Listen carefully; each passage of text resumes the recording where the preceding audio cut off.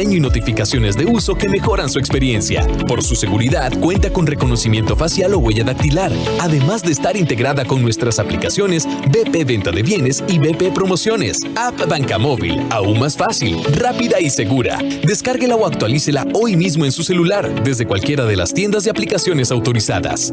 Banco Popular y de Desarrollo Comunal. WhatsApp, programa Horizontes, 83 41 41 42. Envíenos sus comentarios, noticias, audios y videos al WhatsApp, programa Horizontes, 83 41 41 42.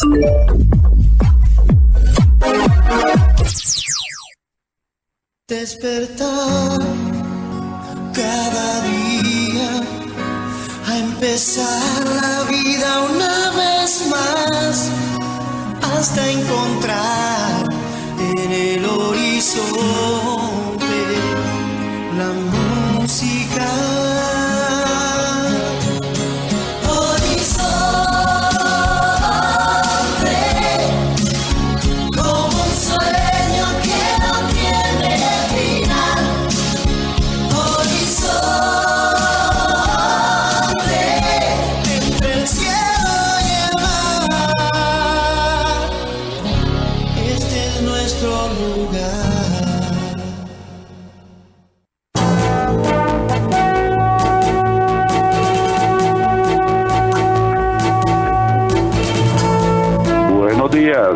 Buenos días a nuestro compañero Alex Morales en los controles principales. Muy buenos días a José Bustos y a Marconi Sánchez en el estudio de grabación. Igualmente le damos los buenos días a nuestro compañero Luisito, encargado de redes sociales. Y a ustedes, amigas y amigos, este servidor Edgar Obuel, en nombre de todo el equipo les dice gracias, muchísimas gracias por acompañarnos una vez más aquí en su programa de Cultura Ciudadana Horizontes, que inicia ya. A continuación, Costa Rica Hoy.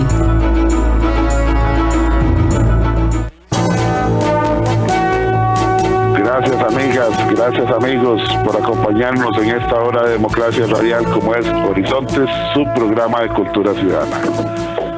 Son más de 16 años y medio de transmisión ininterrumpida. Horizontes, nacimos con la única intención de que ustedes y nosotros tengamos un espacio de democracia radial donde puedan opinar libre, abierta y educadamente como siempre lo hacen ustedes. Así es que para las personas que desean reportar sintonía, ir haciendo sus aportes, la línea de WhatsApp siempre está abierta, 83414142, esa es nuestra línea de WhatsApp.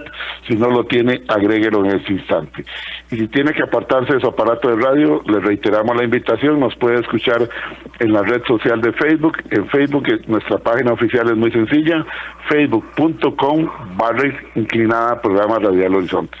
facebook.com/programa Radial Horizontes, ingrese ahí, dele seguir, dele me gusta para que durante el día vaya recibiendo audios y noticias que nuestro compañero Luisito va publicando, y de paso le da clic a la imagen de nuestro invitado que hemos dejado ahí para que nos escuche a partir de ese instante en su tablet, su computadora o desde su teléfono celular. Bien amigos, en los últimos días hemos visto algunas controversias de la administración del señor presidente Rodrigo Chávez. Hemos visto cómo los que seguimos redes sociales, los que tenemos espacios en redes sociales, algunas personas que por lo general le daban un 100 al presidente en todo momento, los hemos visto dudando o criticando, en fin, ya pareciera que no es ese 100% que apoya al presidente. Nos llamó la atención poderosamente que se suspendió la conferencia de prensa de la semana pasada, que se han convertido en un mecanismo mediante el cual el presidente con su protagonismo le llega a toda la ciudadanía. Y luego sale el fin de semana el video de don Álvaro Ramos, el expresidente ejecutivo de la Caja, contradiciéndole al presidente que la Caja no está quebrada. Y así las cosas, uno se hace una pregunta. La pregunta es, ¿finaliza la luna de miel de Rodrigo Chávez con diferentes sectores? Bueno, para darle respuesta a ese cuestionamiento de si finaliza o no la luna de miel de Rodrigo Chávez con los diferentes sectores, hemos invitado hoy a una persona que conoce muchísimo el tema de política. Iván Barrantes es analista, estratega y asesor político. Ustedes lo conocen, ustedes lo han escuchado en varias campañas, desde la campaña del PAC, la primera campaña que ganó con Luis Guillermo Solís, y luego otras campañas donde siempre ha tenido mucho protagonismo. Es una persona que sabe, que conoce, que analiza, que tiene muchos elementos para compartir con nosotros. Le agradecemos muchísimo que sacara parte de su tiempo a don Iván Barrantes para estar con la familia del programa de Cultura Ciudadana Horizontes hoy en vivo. Don Iván, bienvenido a Horizontes, su programa de Cultura Ciudadana. Gracias por estar con nosotros. Es un gusto compartir con ustedes. ¿Cómo está la situación con esto? Finaliza la luna de miel de Rodrigo Chávez con diferentes sectores. Adelante, don Iván, le escuchamos con mucha atención y con mucho respeto. Bueno, muchas gracias, gracias por la invitación. Buenos días a todos los que escuchan, los que nos ven por redes sociales.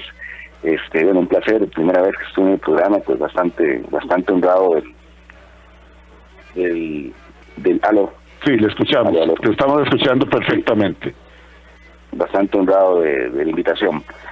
Bueno, es una realidad que este ha sido un gobierno, pues que en sus primeros 3-4 meses ha sido un gobierno que ha impreso su estilo, un estilo muy ejecutivo, un estilo agresivo, un estilo de hacer que las cosas sucedan, por lo menos a nivel de declaración, ¿verdad? Ya a nivel de implementación, pues uno siempre se topa las trabas que hay en todo el aparato burocrático estatal, pero por lo menos sí se le ve una energía muy diferente a la que se le dio especialmente a los 3 gobiernos antecesores, llámese el de Laura Chinchilla, el de Guillermo Solís y el de Carlos Alvarado.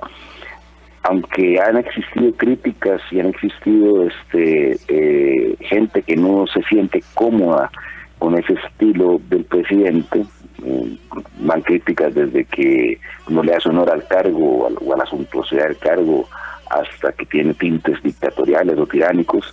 Pues es una cuestión de gustos al final del día, porque realmente 80-82% de la población ha estado muy a gusto con ese estilo. Entonces eso es importante entenderlo, de que no es que el estilo sea bueno o malo.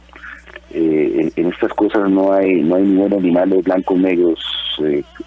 Lo que hay es la necesidad del mercado, que llamo yo, o sea, la necesidad, lo que demanda el electorado, la ciudadanía. Y en Costa Rica, que es un país de régimen presidencialista, donde el presidente tiene asignado en el imaginario poderes casi mágicos, ¿verdad?, que es el gran líder, la gran guía, ¿verdad?, el comandante en jefe, que llaman, que se le asignan poderes fuertes, de lo que había existido hasta la fecha, era una ausencia de la forma o del derecho de ejercer ese poder. O sea, un poco el ciudadano añoraba o quería este estilo, que para algunos puede ser un poco extremo, pero realmente es lo que se quiere en lo que la calle demanda. Ahí podríamos entrar en un análisis de si realmente esta sociedad tiene rasgos o tintes autoritarios en el fondo, pero eso nos tomaría no sé cuántos programas. Pero sí hay algo de eso ahí en el asunto. Entonces hay una suerte de aprobación a la forma en que el presidente ha presentado su liderazgo. Esto es importante hacer la diferencia. Una cosa es construir un liderazgo, ¿verdad?, que es posicionarse como el comandante en jefe, como el gran líder, como el hombre que hace, el hombre que decide, el hombre que mueve, y todo el diseño de la forma de comunicar las cosas está hecho en ese sentido, que va desde las conferencias de prensa, que es casi que un reality show, donde el hombre no suelta el micrófono, ¿verdad?, es él, hasta temas tan montados como ahora que fue a sacar a una doñita en las inundaciones, que la sacó prácticamente él, ¿verdad?, o que fue a recibir a la gente que la semana pasada que estuvo donando alimentos. O sea, hay todo un diseño para que el presidente sea el gran protagonista de este relato que se ha venido implementando, y que es un relato que tiene un fundamento, que es este eslogan del gobierno de la nueva era, ¿no? Es un relato que tiene un fundamento en que este es un gobierno que sí viene a hacer las cosas, que viene a cambiar y que viene a hacer las cosas diferentes, porque todo lo que había atrás estaba malo. Ahí ahí es donde empieza y es parte de mi crítica, de que el problema es que ha existido un abuso de ese recurso. Por lo tanto, esta construcción de buenos y malos, los de antes y los de ahora, los corruptos y los no corruptos, y los malos y los corruptos y los de antes, estamos hablando de lo que llaman la política tradicional, lo mismo de siempre, mucho énfasis en el tema del Partido de Liberación Nacional. O sea, yo siempre he dicho que el discurso chavista, a mí me gusta el concepto rodriguista porque eso no existe, si es Chávez es chavista, aunque lo hagan por lo que se parezca con el otro Chávez, que es palabra prohibida. El delato chavista tiene un tinte, tiene un tono que pareciera un otonismo 4.0, ¿verdad? O sea, si usted retrocede en el tiempo al discurso otonista como se construyó el PAC, ¿verdad?, hace 20 años, y lo observa en el tiempo, básicamente fue eso, es una cuestión de destruir para construir, ¿verdad?, donde había un chivo expiatorio, que era el Partido de Liberación Nacional, había un discurso amarrado en un concepto de corrupción, y donde la promesa era, nosotros no somos los corruptos y venimos a hacer la limpia, lo cual no sucedió, resultó más chueco que lo que tanto criticaba. Entonces hay una suerte de frustración en la ciudadanía, y que entonces, pero hay un caldo cultivo, porque cuando usted es un sujeto que hace 20, 25 años tenía 18, 20 años, y durante todo ese tiempo ha estado escuchando ese discurso y se ha convencido de que el PLN es la representación de todos los males, de que todo es corrupción, de que todos son malos, de que no ordeñaba la peta, de que todo es argolla, etcétera, etcétera, etcétera. Usted tiene un convencimiento de que eso es así, y ahora viene alguien, se agarra de ese mismo relato, pero este sí hace, o sea, este sí ejecuta, este sí se demuestra como un hombre que toma decisiones, buenas o malas, pero las toma. Entonces hay una suerte de premio, hay una suerte de realización de que todo esto que yo vengo escuchando, y lo cual yo estoy convencido como ciudadano, ahora encuentro a alguien entonces que le materializa, ya no se le queda solo en la hablada, que llaman, ¿verdad? Ajá. Entonces ahí, digamos que ese es el fuerte del discurso de Chávez, y es la idea central de todo su relato, y que encuentra eco en un segmento que yo le llamo la clase media deteriorada, la clase media venida menos. Aquí no estamos hablando de ¿cómo se llama?, de sectores pobres en extremo, etcétera. Estamos hablando de clase media acomodada, que yo siempre lo reflejo o lo trato de ilustrar en el personaje del conductor de Uber. El conductor de Uber en su mayoría es un sujeto de 40 en promedio, ¿verdad?, de 40 años más, que está ahí porque ya no encontró trabajo, o porque hay una necesidad ya de laborar, porque se le agotaron las posibilidades, y son sujetos que posiblemente en su momento tuvieron un buen vivir, tuvieron una buena posición, una alta posición, y los avatares de la vida poco a poco lo van, y el mismo sistema como está diseñado, el mercado laboral en Costa Rica es deprimente. O sea, usted llama de 40 a 45 años, si no tiene trabajo, la ve complicada, ¿verdad? Pero es ese perfil de sujeto que está, lo que llamamos cabreado con el sistema, enojado, frustrado, y que encuentra en la construcción de un enemigo imaginario, como lo ha hecho el relato de Rodrigo Chávez, una razón de ser. Eso es muy peligroso, la trampa a la clase media, que es un fenómeno sociológico en el cual caen sociedades de renta más o menos entre $1,000, $12,000 per cápita por arriba, tiene una particularidad, que es que sí es cierto que las crisis se va creando no tanto como hubiera dicho Marx, por el proletariado o por las clases más pobres, sino por esta clase media deteriorada que está siempre así de una baja, e inclusive dependiendo del calor del día y de cuánto facturó, si no tiene trabajo, puede caer a la otra línea, a la línea de pobreza, y después regresar y estar en ese sub y baja, ¿verdad? Eso es peligrosísimo, porque es un perfil que tiene unos niveles de enojo y de lo que llamamos necesidades de vendetta muy grandes. El fenómeno chileno tiene que ver mucho con eso, o sea, todo lo que pasó hace 3 años, en 2019, con lo que llamaron ellos el estallido social, donde aquí nos llegaron imágenes por televisión, donde la sociedad chilena, que es casi que ¿cómo se llama?, la promesa blanca, ¿verdad?, de lo que es una sociedad en crecimiento, y ¿cómo se llama?, se habían vuelto un referente, se habían vuelto una economía pujante, un referente para toda la derecha neoliberal. lo vimos como quemaban el metro, saqueaban el retail, ¿verdad? Lo que llaman allá las multitiendas, como y cuando usted veía las imágenes, lo que usted veía ahí no era lumpen, que llamo yo, ¿verdad? No era la barriada, o sea, era gente, ¿verdad? De buen ver, que llaman, o sea, sí, correcto. Podría ser el vecino de uno perfectamente. Pero tiene que ver con eso, porque es una sociedad que ha construido toda una riqueza que no ha sido accesible al grueso de la población, y el grueso de la población se ha creado una segregación muy fuerte, y prácticamente un chileno, el 70-80% de su ingreso es para alimentarse, pagar su fondo de pensión, y si puede mandar al niño a un colegio privado, pues lo hace, porque ya si estudias en el sistema público estás hipotecando tu vida. Entonces vivir con esos niveles de estrés, con esos niveles de tensión, con esos niveles de frustración, va generando una bola de nieve que es cuestión de empujarle de la forma correcta, o si fuera una hoguera ahí en ciernes, tirar el cerillo correcto. En Costa Rica está pasando un poco de eso, y mucho más fuerte, porque aquí la clase media era una de las más fuertes y más sólidas de Latinoamérica, y se ha venido quebrando de una manera tal donde ya hoy hay un montón de gente que está viviendo al borde, ¿verdad?, entre denominarse clase media o entrar a los niveles de pobreza, o estar en esas estadísticas donde por 10.000 colones ya no sos pobre, sos clase media, lo cual es mentira, porque con costos se llegas a fin de mes.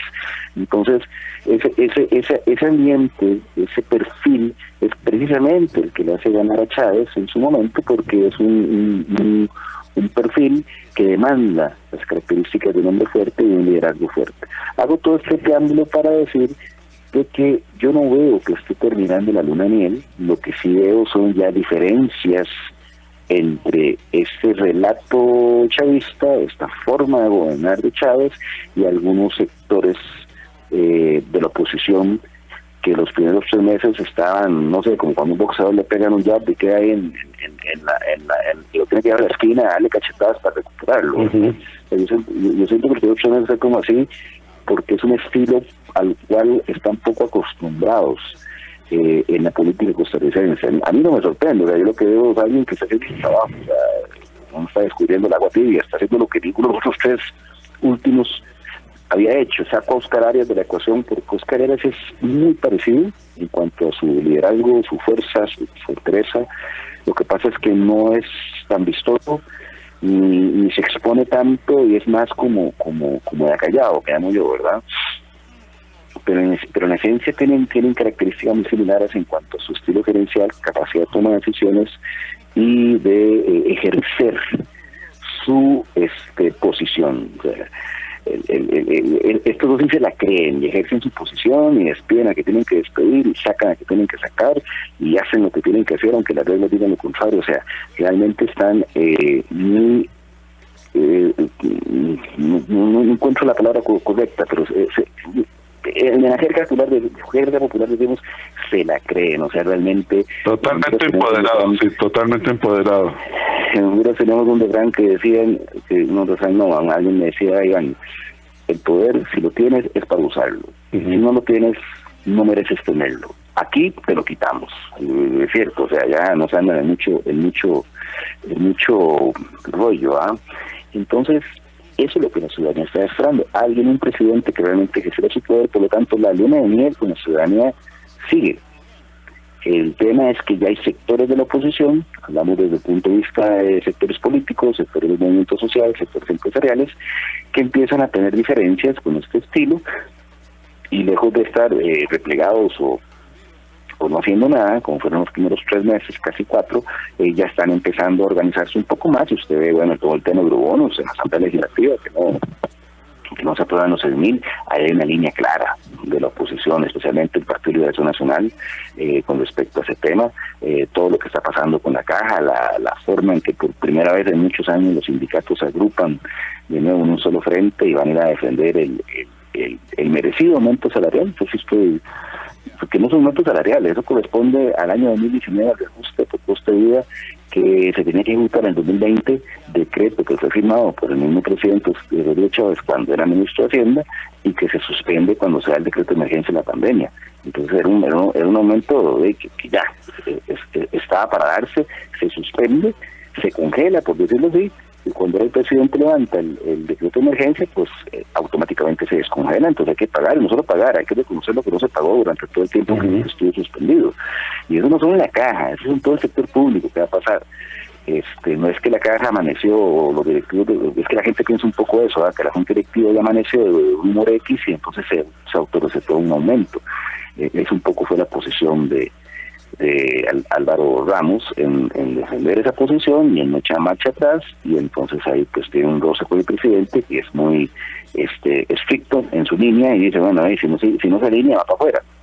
Entonces ese estilo que es de aprobación allá afuera empieza a generar ya chispas, empieza a generar roces con algunos sectores, con algunos grupos, lo que podríamos llamar la oposición, ¿verdad? Que siempre un gobierno o un estilo va a tener un oponente. Lo que pasa es que hasta la fecha el oponente había estado como en la esquina, recuperando aliento de los golpes seguidos que empezó a recibir con este estilo arrollador. Eso es como si fuera un partido de fútbol y los primeros 15 minutos el equipo de Rodrigo Chávez metió 4 goles y todo el mundo estaba desconcertado hasta que hubo una pausa, hay una reflexión, empieza el equipo a organizarse y entonces ya mantiene el marcador 4-0, no más goles, pero está 4-0. Pero ya se ven señales de que el equipo contrario, digamos en este caso la oposición, puede reaccionar. Entonces, más que terminar lo que estamos empezando a ver es esa dinámica, que es una dinámica usual, ¿verdad? Todo gobierno en cualquier parte del mundo siempre va a tener un jugador al frente que le haga la oposición. El tema aquí es más bien, bueno, ya la oposición está empezando a mostrarse, ya diferentes sectores están empezando a mostrar su incomodidad, o por lo menos que no van a permitir de que el hombre siga jugando solo. Hay algo que llama la atención, que el Partido Progreso Social Democrático, realmente eso era un partidito que nadie lo conocía.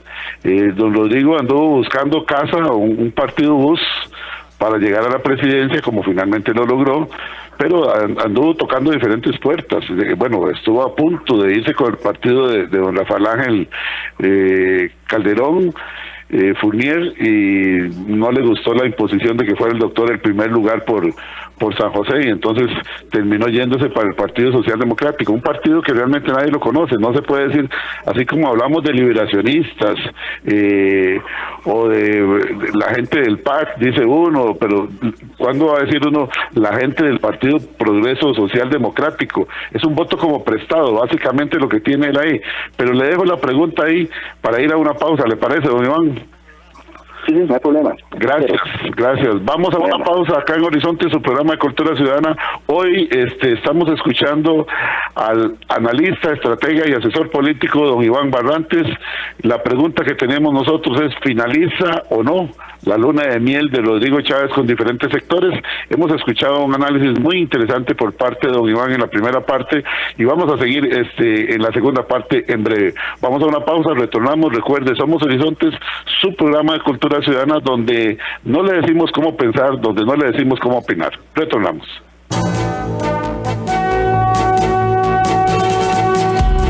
Y a esta hora, actuamos o hablamos con Carlos Monge.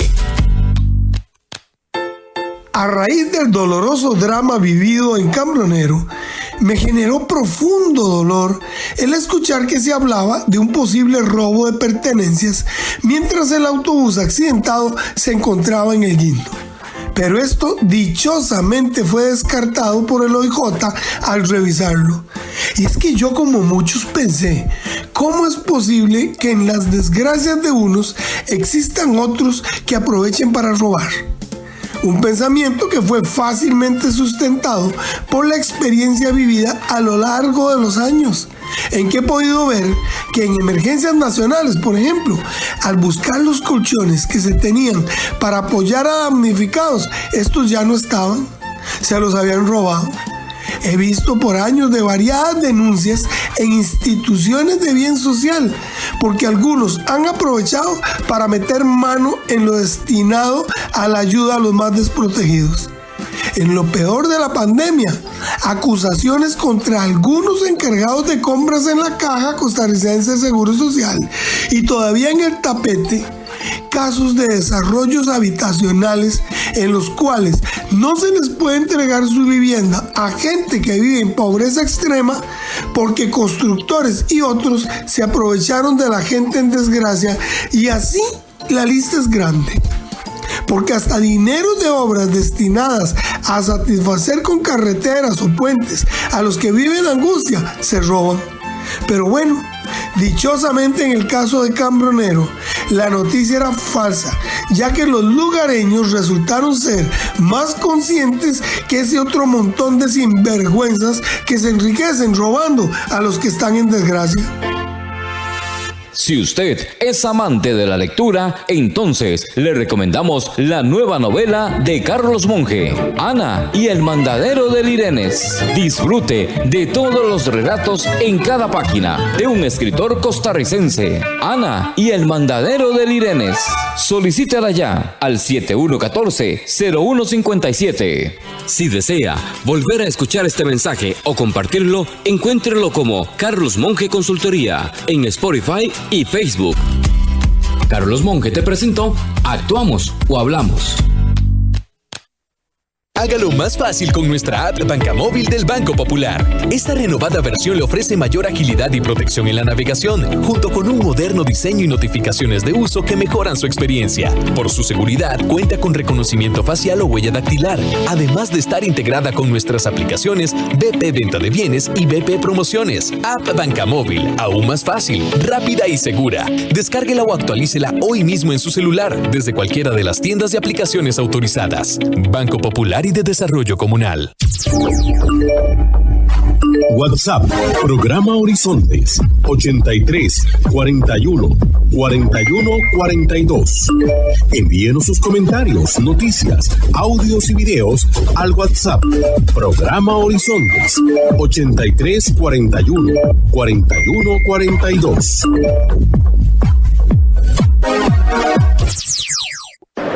¡Pásela! ¡Pásela! Los accidentes ocurren en cualquier momento. Afíliate a Emergencias Médicas al 2290-4444 y aprovecha los nuevos servicios que tenemos para vos. Conversemos. Emergencias Médicas, un médico a tu lado.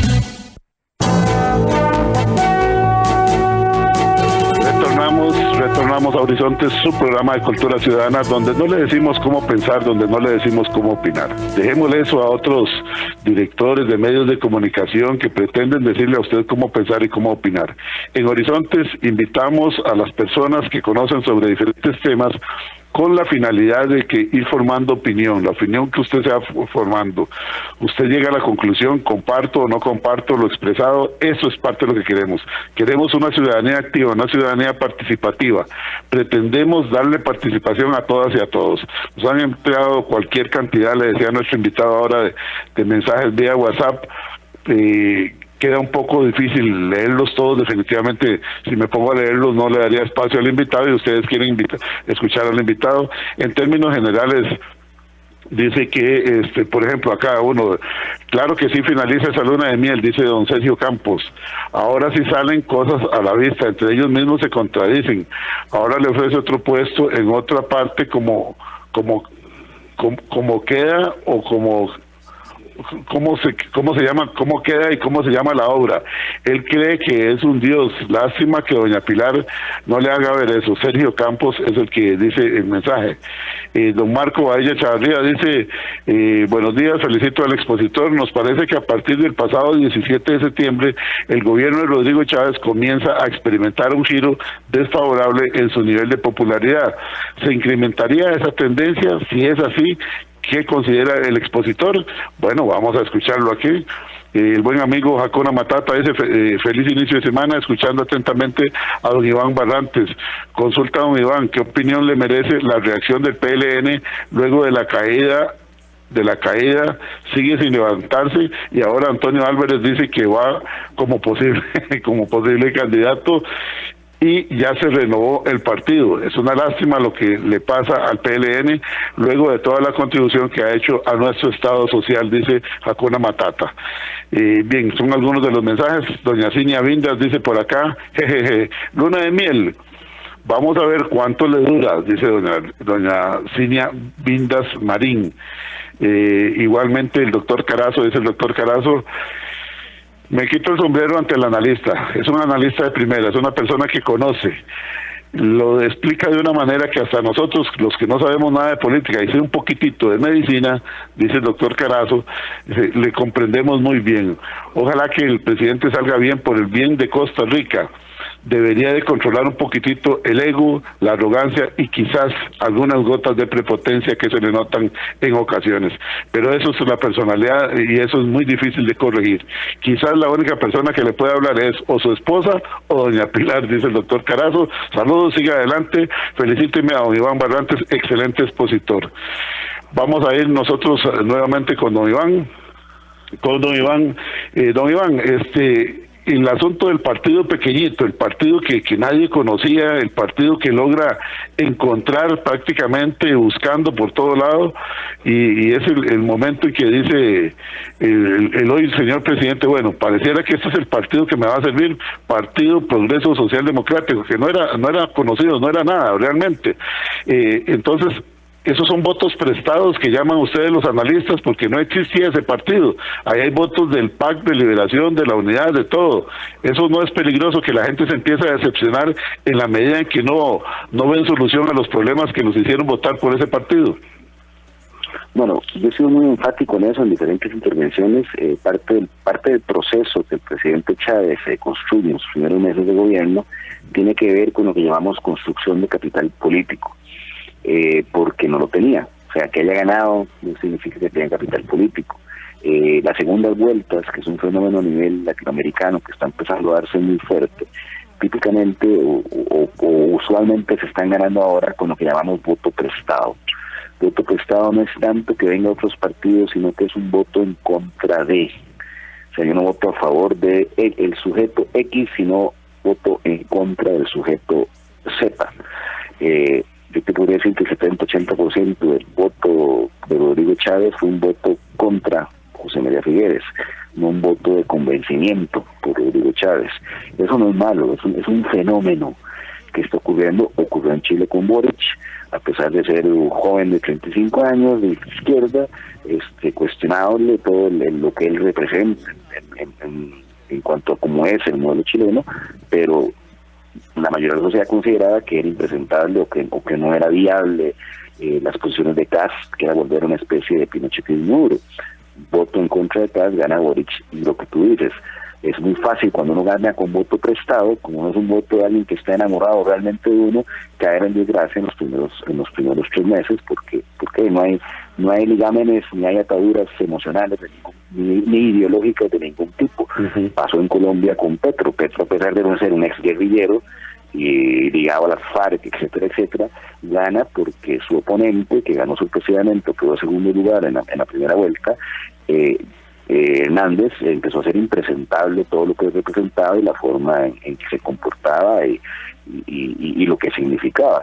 Si a la segunda vuelta hubiera ido el otro, que en ese momento se me fue el nombre, yo no creo que Petro hubiera ganado. Pero entonces, cuando hay uno de los contrincantes que genera un rechazo y que genera no, ni siquiera apatía, es un rechazo, esa es la palabra correcta, por parte de la sociedad, le presta el voto, le deposita la confianza al otro sujeto con el cual tal vez no estás muy convencido, pero bueno, es lo que hay. Casi se puede decir entonces que Rodrigo Chávez no ganó, sino que José María Figueres perdió. Exactamente, pero de nuevo, eso no es malo, eso es un fenómeno que está ocurriendo y que obedece una lógica, ¿verdad?, de la sociedad en cuanto a la forma de ver una confrontación. Porque la gente tiene que entender que las campañas políticas son competencia, no es ni un club de amigos, ni un té de canastilla, ni un ejercicio intelectual para ver los programas de gobierno. Es una competencia donde muchas veces el juego es artero, patada a la espinilla y todo vale, ¿verdad? Por eso es que hay muchas críticas con la forma en que se están desarrollando los procesos electorales, porque en esas lógicas de competencia a veces sucede lo que está sucediendo, que cualquiera puede ganar. Y eso tiene que ver mucho, y tomo guante de lo que está pasando en el gobierno nacional, de debilitamiento de los partidos como centros de pensamiento, como generadores de ideas, como instituciones sólidas, con formación y con construcción de liderazgos que fueron perdiendo esas características y entonces se vuelven maquinarias electorales y de una maquinaria electoral más grande, más pequeña, maquinaria electoral al final cualquiera puede participar y puede ganar. Eso es un poco lo que está sucediendo en la región e inclusive a nivel global con respecto a los procesos electorales. Entonces ganar con voto prestado no es algo negativo, es una realidad. Entonces, si el señor Rodrigo Chávez gana con voto prestado, y no solo gana con voto prestado, gana en un partido que no existe, y tomo ahí tu punto. Fue un partido pues donde llegaron a una negociación, después del presidente haber buscado como 4 taxis antes, encontró esto, con el cual llegaron a un acuerdo. Y aquí hay que ser enfático, y la gente tiene que entenderlo. Cuando uno como sujeto quiere buscar un partido, uno anda buscando la afinidad ideológica, anda buscando donde el trato sea menos doloroso, que puede ser menos doloroso, donde la negociación entre ambas partes sea ganar-ganar, ¿verdad? A veces no se llega a un trato porque el taxi cobra muy caro, o a veces no se llega a un trato porque te quieren imponer un acompañante, ¿verdad? En el taxi. Entonces ese es el tipo de negociaciones que no fructifican. Pero si todo es fluido, el precio es cómodo, no hay imposiciones de ambos bandos, hay ceder, se llega a un acuerdo, entonces llega a un acuerdo. Pero digamos, en esencia participar con un partido político en una campaña electoral no significa que uno tenga un proyecto político. Eso es una cosa que hay que entenderla muy bien, porque lo que está sucediendo es que dada la forma, y eso lo digo con conocimiento de causa, pues yo me dedico a eso, a estrategia en campañas electorales en toda Latinoamérica. El hecho de participar en una contienda electoral con un partido político X no significa que uno tenga un proyecto político. Y hay casos, podemos ver Guatemala. En Guatemala, el doctor Yamatei, con el cual yo trabajé en la campaña del 2019, que se ganó y obtuvo la presidencia, el doctor Yamatei, esta era su 4ª vez, y las 4 veces eran con partidos distintos.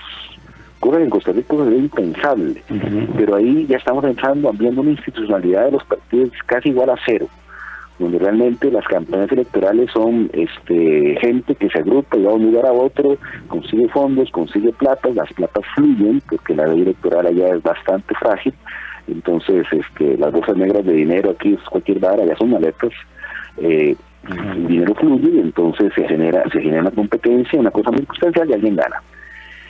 Entonces es difícil que exista un proyecto político cuando la dinámica es esa, no hay una construcción de ideas, no hay un mecanismo ideológico, no hay un proceso, no hay luchas o banderas, ¿verdad?, que representen a esa agrupación, porque esa es la realidad de ese mercado en sí, y así podemos ir país por país.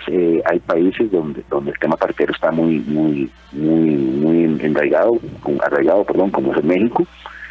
Yo siempre comparo el PLN con el mexicano, o sea, el PLN dicen que está muerto, yo lo veo más vivo que nunca. Porque los partidos con vocación de poder, que tienen historia, que son parte de un proceso histórico de un país, porque el PLN podrá decir lo que quieran, pero así como hay cosas malas, mucho de lo bueno que este país tiene y lo cual se ha construido es gracias a ese partido. Lo que pasa es que a la gente le falla la memoria histórica, entonces es más fácil juzgar a alguien por cosas puntuales o recientes que por la verdadera historia o contribución que ha hecho. Yo por lo menos no estoy hablando con usted por teléfono. Yo soy hijo de la educación pública de República Argentina, Barrio México, Liceo de San José, Barrio México, UCR, bueno, terminamos la CIE ya porque empecé a trabajar. ¿Por qué? Porque el sistema permitido en educación pública de calidad y que cualquier hijo de vecino con buenas neuronas y buena actitud pueda escalar en la pirámide social. Eso en Chile, en Brasil, en Colombia, en México, eso no existe. O sea, ahí es cierto que el que nace en León 13, por decirlo así, y no entra en un colegio privado, se jodió. No pasó nada, desde ahí no pasó, se quedó, porque son sociedades total y completamente segregadas, cosas muy diferentes a sociedades como Costa Rica, Uruguay y Argentina, que fueron por un modelo. Ese modelo es de aquí, quien diga que no, pues realmente le falló la memoria histórica. Es un modelo gracias al Partido de Liberación Nacional y a las ideas socialcristianas y la corte de la izquierda de este país. Entonces, a veces esa crítica destructiva y ese ensañamiento, ¿verdad?, con el tema de Liberación Nacional, yo a veces me quedo pensando, bueno, ¿cómo es posible que la memoria histórica falle tanto y no se le reconozca a estos partidos y a lo que llaman partidos tradicionales, al bipartidismo, todas estas jergas que se inventó Tom Solís con el PAC para justificar su proyecto, que al final es un proyecto fallido, no en vano desapareció y tuvo 15,000 votos ya al final, en la elección pasada. son justificaciones y son construcciones, volvemos a la construcción del enemigo. Uno a veces para justificar un proyecto, para justificar una idea, para justificar una locura inclusive, necesita construir un enemigo, para que ese enemigo haga válido mis posiciones. Entonces, retomando el gran partido de Liberación Nacional, es un partido con vocación de poder, con historia, con fuerza. ¿Y por qué fuerza? De la última elección lograron 19 diputados, hace rato no lograban eso. Hace rato no pasaban el umbral de los 500,000 votos. O sea, cuando lograron una mística que inclusive una semana antes contra Rodrigo Chávez, ellos juraban que ganaban, lo cual ninguna encuesta en ningún estudio decía eso, pero había un autoconvencimiento, lo cual demuestra cierta mística interna que está ahí, y es cuestión de que algún liderazgo la pueda poner a flote. Yo no lo veo muerto, simplemente lo que veo son luchas intestinas, como se construyen los partidos grandes, luchas intestinas, matanzas ahí entre ellos, pero que lo que demuestran es que hay vocación de poder, hay sed de poder, y hay conciencia de que la posibilidad y el protagonismo del partido siempre está ahí. Por eso pongo ejemplo el PRI mexicano. Pero regresando al Partido de Progreso Socialdemócrata, que es todo lo contrario, no hay vocación de poder, no hay historia, no hay proyecto político, porque es un partido recién formado. Los partidos necesitan construirse en el tiempo para poder ser proyectos políticos como tal. Construirse significa ir formándose con derrotas, victorias o nunca victorias, ir chupando ruedas durante años, ir formando su proyecto. En ese proyecto se puede decir que no existe una ideología, y por eso el señor presidente funciona, usted que ha estado también en la empresa privada y yo que vengo de la empresa privada, funciona más como un plan operativo de una empresa, cualquier empresa privada, donde se le marca a uno el plan operativo y eso es lo que hay que seguir, y no hay una posición ideológica, porque es un partido muy nuevo. Es que yo creo que eso va más, o sea, independientemente que usted esté en un partido y que el partido pertenezca a una ideología, ya eso tiene que ver con las características de liderazgo del sujeto. Yo te podría decir que si Antonio Álvarez de Santi llegara a ser presidente, es un presidente gerente, con una línea muy al estilo Chávez, de ejecutivo, de plan operativo, como decís vos, toma decisiones, pero guardando mucho las formas y entendiendo su relato más basado en el arte de la negociación que en la construcción del enemigo. ¿Por qué digo eso? Porque cuando usted construye un enemigo y usted vuela garrote cada vez que puede, ¿verdad? Entonces en esa voladera de garrote se dinamitan algunos puentes.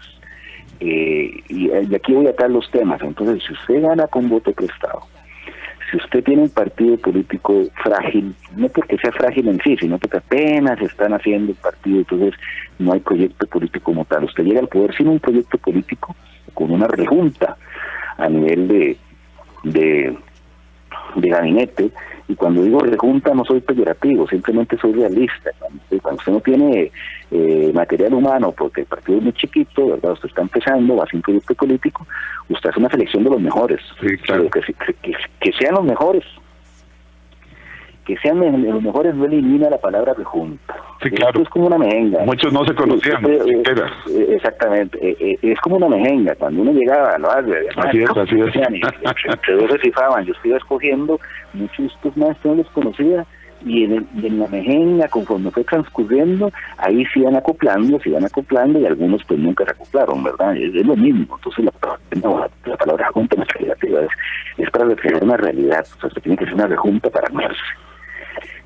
Lo que el presidente ha sido sumamente hábil, y ahí sí la lleva adelante a todos, es que a pesar de ganar con voto prestado, a pesar de no tener partido, no tener proyecto político y haber hecho una rejunta, tiene una personalidad tan fuerte que logra imponer esa personalidad por sobre todas las cosas y logra construir el capital político. ¿Cuál es el capital político del presidente? El apoyo popular, que en la última encuesta que vi, que no ha sido publicada, pero es una que yo vi interna, no el 70%.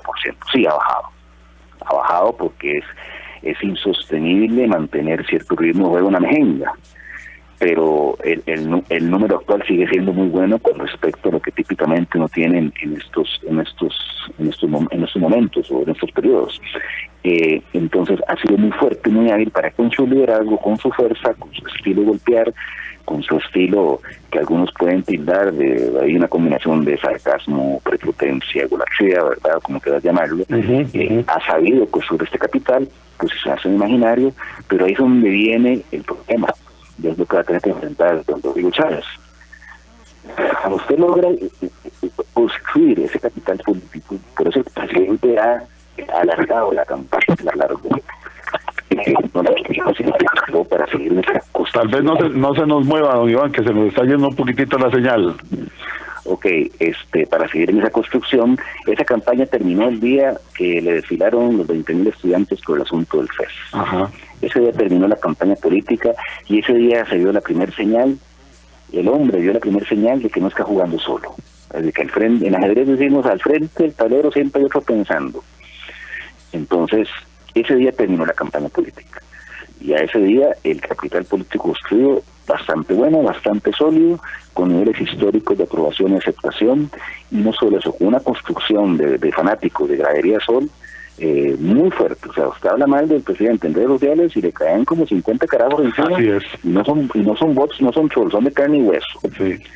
Porque ha construido una fidelidad, ¿verdad? Una suerte de fanatismo. Yo le llamo fanatismo en la Gradería Sol. O sea, chavista es tan fanático como el ¿cómo se llama? Como el fanático de la ultra, la Gradería Sol del sacrificio. Entonces, construyó soy herediano, no soy sacrificista, ¿verdad? La función nuestra es mucho más tranquila. Entonces esa construcción de capital político le ha permitido ir para adelante a pesar de los elementos que uno hubiera pensado en el papel, que eran la combinación perfecta para que a estas alturas más bien estuviera totalmente por los suelos. Permítame que le lea un comentario de un oyente, es juez de la República, don Jorge Morales García, que es el secretario general de Sindijut, un sindicato del Poder Judicial. Sí. Dice, excelente programa, don Edgar, muy claro e ilustrativo. Mi pregunta es la siguiente: si Rodrigo Chávez llegó a la presidencia con voto prestado, ¿qué justifica que haya mantenido una popularidad significativa con posterioridad? Incluso al día de hoy que la mantenga. Es que sigue en campaña política y logró, a lo que usted dice, coincide con usted, logró conformar un enemigo imaginario para seguir creciendo, caso de la supuesta prensa canalla, entre comillas, o alusiones a los que han gobernado en los últimos 30 años. Además, ¿cuál es la incidencia de la figura de Pilar Cisneros en ese proceso? Aprovecho ya que estamos hablando del Poder Judicial, también para enviar un saludo al doctor Jorge Eduardo Cartín Elizandro del sindicato Citrajut, que nos dice, interesante el tema, pero para mí es simplemente Chávez un populista. Bueno, hay opiniones de opiniones. ¿Qué le decía? ¿Qué le pareció a usted el comentario de don Jorge Morales cuando habla de ese enemigo que usted también nos decía que se construye para mantenerse? Adelante. Bueno, va muy en línea con lo que estamos diciendo. Rodrigo Chávez alarga la campaña, pero eso ha construido un liderazgo, no necesariamente ha construido un gobierno. Ha construido un liderazgo muy apalancado en su figura. O sea, él es el ministro de Comunicaciones, él es el ministro de la Presidencia, es el ministro de Hacienda, él es el vocero, él es de todo. Entonces está sobreexpuesto. Entonces, si ¿y la figura de Pilar Cisneros en este gobierno, cómo la ve usted, don Iván? Yo la veo, es que es muy diferente estar en campaña que estar ya trabajando en la asamblea, ¿verdad? Entonces ahí más bien yo la he visto un poco desdibujada y digamos que no tiene ese de higiene, ese fuerza que tiene el presidente que le justifica sus acciones. Ella tiene que construir consensos en la asamblea, porque ahí es donde quería terminar.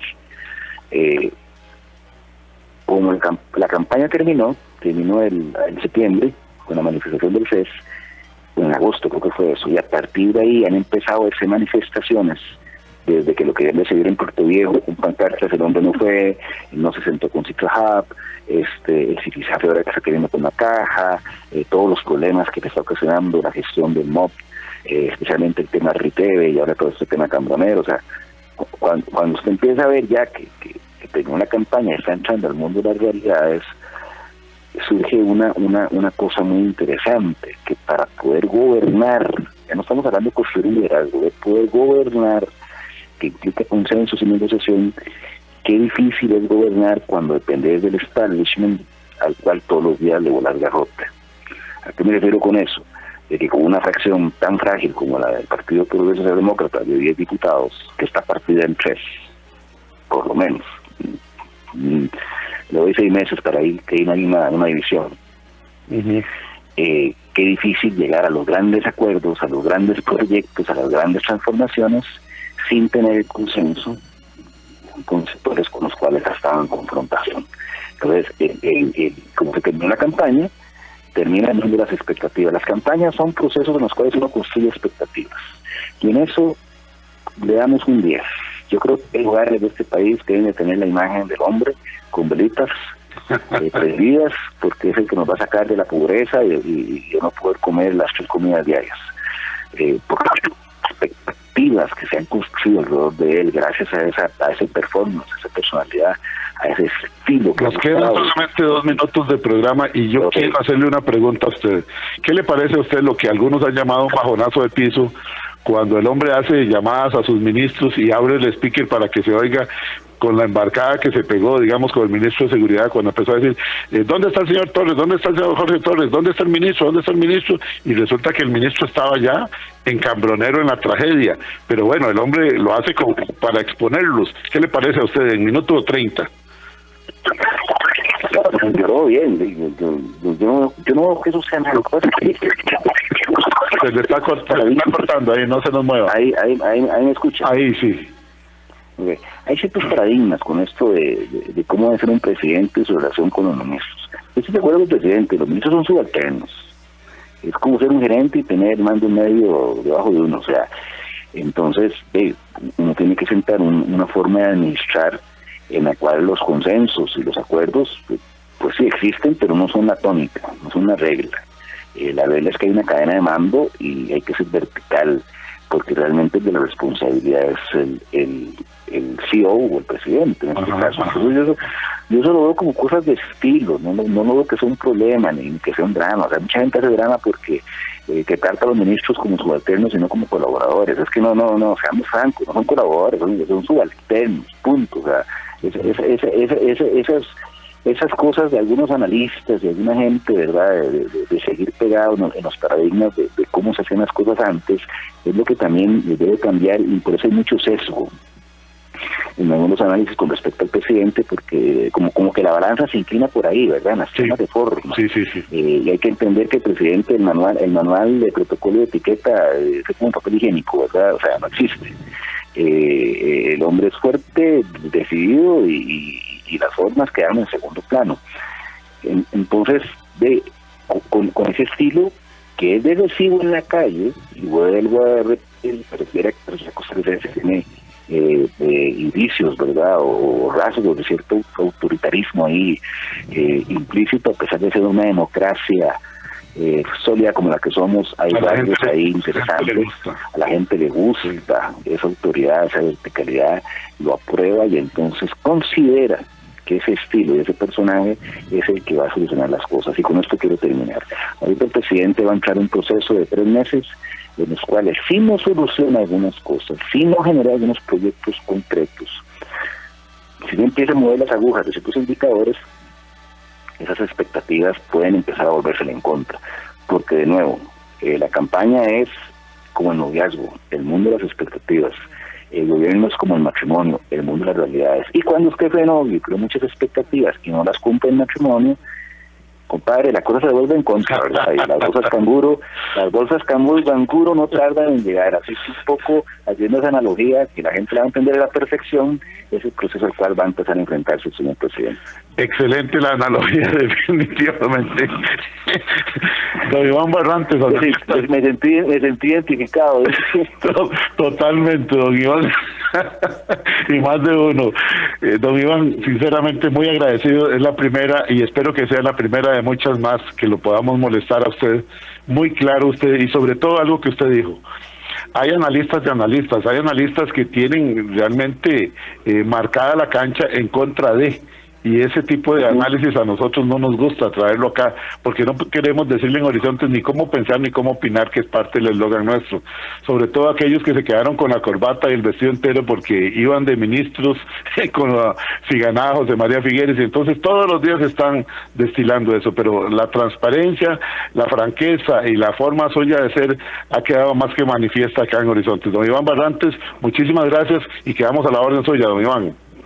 No, muchas gracias, a las órdenes, y cuando ustedes quieran, ahí estaremos. Gracias, muy gentil. A ustedes, amigos y amigas, esta ha sido la participación del analista, estratega y asesor político Iván Barrantes, hoy con nosotros en Horizontes. Este programa estará en unos 45 minutos en nuestra página de Facebook, facebook.com/inclinada Programa Radial Horizontes.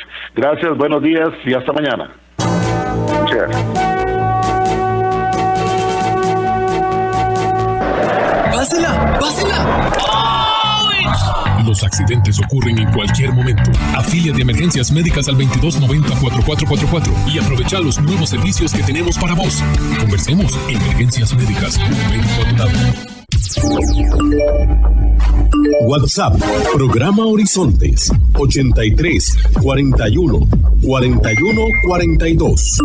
Envíenos sus comentarios, noticias, audios y videos al WhatsApp, Programa Horizontes, 83-41-41-42.